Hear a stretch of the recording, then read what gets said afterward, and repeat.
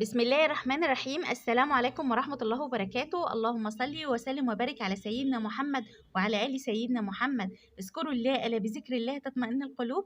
ازيكم يا حبايبي، عاملين ايه؟ يا صباح الفل عليكم.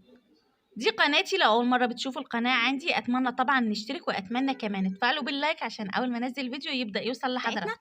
باذن الله في حلقه النهارده هتكلم معاكي في وصفه حلوه جدا جدا لزياده الوزن، ان شاء الله باذن الله هتنفع معاكي قوي. وطبعا هقول لك فوائدها ايه، وطبعا بيستخدموها برضو في اكبر المزارع علشان تسرع معاهم عمليه الايه زياده الوزن. فتابعي معايا الحلقه. بس قبل ما نخش في تفاصيل الحلقه، لو انت اول مره بتشوفي القناه عندي اتمنى طبعا تشتركي، واتمنى كمان حطي لي اللايك على الفيديو يا قلب اختك لو عجبك كده واديتك طاقه ايجابيه.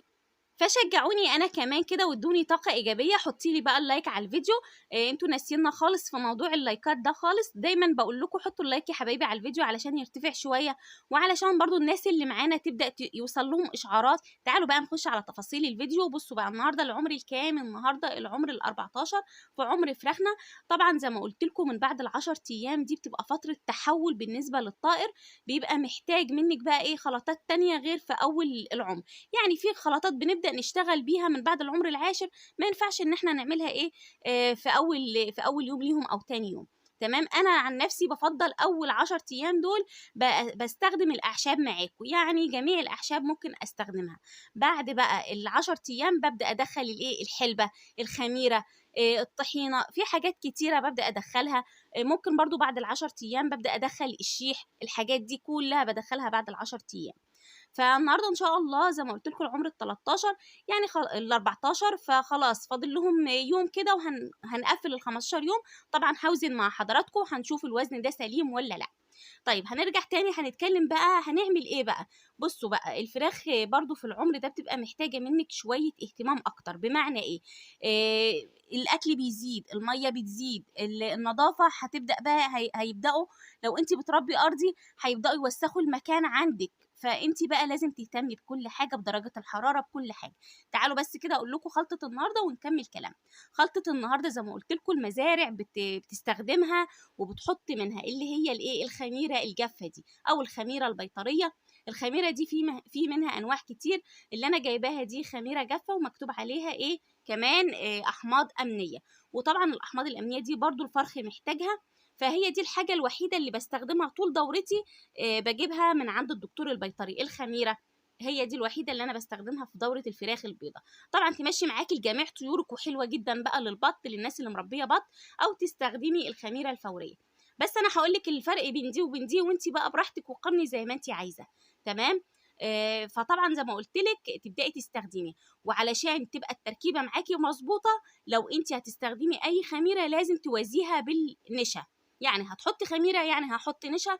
فخدوها كده قاعده معاكم، هحط خميره هحط نشا، هحط حلبه هحط نشا، عشان خاطر اتفادى اي مشكله للاسهالات، علشان ما حدش يقول الخميره جابت اسهالات. طيب الخميره دي ليها يعني نظام معين لازم تعمليه. الخميره اللي هي الفوريه دي اللي معايا ديت هتحطي منها ربع معلقه على كيلو العلف. لو مش متوفر عند حضراتكم اللي هي الخميره البيطريه بيقعد معاكي دورات كتيره. انا قاعد معايا دورات كتيره ليه؟ لان انا بجيب كميات فراخ بسيطه. هنا معلقه سكر بدات احطها، وكمان حطيت كركم بس عشان ما توهكمش مني. يبقى احنا النهارده عملنا ايه؟ حطينا معلقه كركم ومعلقه خميره ومعلقه نشا ومعلقه سكر. دول 4 مكونات بدات اضيفهم على الايه على العلف. طبعا الكركم هيشتغل معاكي برضو حلو جدا. بيطهر برضو امعاء الطائر، بينظف اي مشكله عندك، فحلو قوي. حابه بس هتكلم معاكم بقى عن فوائد الخميره البيطريه. اولا الخميره البيطريه مش بتسبب معاكي اسهالات، هي معموله للفراخ البيضاء او لجميع اي طيره. هي معموله مخصصه للطيور، فبالتالي مش هتسبب معاكي اي مشكله معويه بالنسبه للطائر. فحلوه قوي. حاجه كمان الخميره بتحتوي طبعا على فيها مجموعه بقى بروتينات وفيتامينات وكالسيوم وحديد. مكتوب على ظهر الكيس اللي انا جايباه مجموعة فيتامينات لا تحصى ولا تعد. فهي بصوا مليانة فيتامينات، فالفرخ محتاجه. يبقى بتحتوي على ايه؟ زي ما قلنا على مجموعة فيتامينات عالية جدا. ليه بقى؟ لأن الفرخ لما بيجي يبدل ريشه بيبقى محتاج ديت إيه فترة تحول بالنسبة للطائر، فأنت لازم تعملي كده. طيب زي ما قلنا فيها كمان بوتاسيوم حلو جدا ونحاس وحديد ومجموعات بقى حلوة قوي، فيتامين سي، فيها حاجات كتيرة. الحاجة اللي كمان اللي بتعجبني في الخميرة ديت اللي هي منشط نمو، يعني هي أصلا بتنشط معاكي نمو الطائر وبتساعد معاكي إن الفرخ يبقى حلو قوي، وكمان زيادة الوزن. انت هتلاحظي إن الفرخ بدأ يزيد معاكي. مكمل غذائي كده زي ما بيقولوا بالنسبه للطائر، كمان حلوه جدا جدا لان هي بتنشط معاكي البكتيريا النافعه. عايزه اقول لكم بس على معلومه كده برضو سريعه، واحنا بتكلم معاكم، الناس اللي بتدي اي مضادات حيويه، انت دلوقتي خلصتي كورس المضاد لازم تدخلي الخميره. ليه بقى؟ لان المضاد الحيوي يعني زي ما بيقولوا كده بيهد الفرخ. حاجة كمان بيقتل كل حاجة، بيقتل البكتيريا النافعة والضارة، بيقتل كل حاجة. فإحنا محتاجين تاني نرجع ننشط الفرخ ونرجع ننشط البكتيريا النافعة. هننشطها بإيه؟ هننشطها بالخميرة. هنبدأ ندي على طول خميرة. فأنت لو بتدي خلصتي جرعة المضادات دي خالص، لازم تعوضي الفرخ بالإيه؟ بالخميرة اللي هي البيطرية دي أو الخميرة العادية، زي موجود ما عندك ابدأي استخدمي، مفيش مشكلة خالص.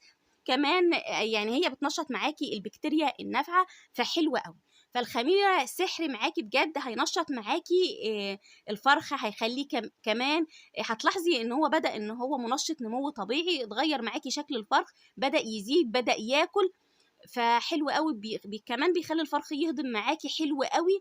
فالخميره بصوا لا غنى عنها، يعني خديها كده قاعده معاكي في تربيه الفراخ البيضاء الخميره. طيب هي الخميره دي بس للفراخ البيضاء؟ لا طبعا، ده للحمام لو بتربي حمام، وكمان في راس خميره لو بتربي حمام، لو بتربي بط، لو بتربي فراخ بلدي، لازم لازم لازم الخميره تستخدميها ان شاء الله مره كل اسبوع للفراخ البلدي، للبط، للحمام عندي. تمام. طيب تعالوا بقى اقول لكم انا بفضل نوع. انا بفضل الخميره البيطريه. ليه بقى بفضل الخميره البيطريه؟ في اسباب انا هقول لكم عليها. اولا وفي منها انواع، يعني في خميره بيطريه احماض امنيه، في خميره بيطريه زائد فيتامينات، يعني انت هاتي اللي انت يريحك مفيش مشكله. حاجه كمان، في نوعين من الخميره، في نوع بيتحط على الميه بالنسبه للخميره البيطريه، وفي نوع بيتحط على العلف.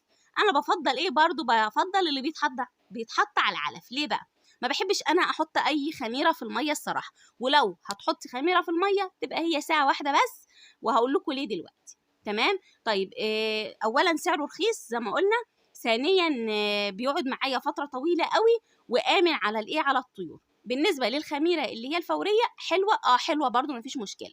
طيب اولا سعرها غالي، يعني حاجه كمان ببقى شاكه ان هي ممكن تعمل اسهالات مع الفراخ، الكلام ده كله، فليه انا اتجنب اي مشكله، فبحب افضل الخميره البيطريه. تعالوا بس سريعة كده اقول لكم بقى، لو هتحطي الخميرة اللي هي العادية في المية حطيها ساعة واحدة بس، لان الخميرة هتبدأ ان هي تتخمر معاكي وممكن تعمل معاكي مشكلة. فلو هتحطي خميرة فورية في المية، اللي سواء بقى للبط للفراخ لاي حاجة عندك، هتحطيها تكوني معطشة الطيرة عندك جامد، بحيث اول ما تحطيها ساعة واحدة بس وتشيليها من قدامهم وخلاص على كده، وتحطي بقى مية عادية خالص. مش هطول عليكم حبايبي عشان تعرفوا تسمعوا الفيديو للنهاية. اتمنى فيديو النهارده يكون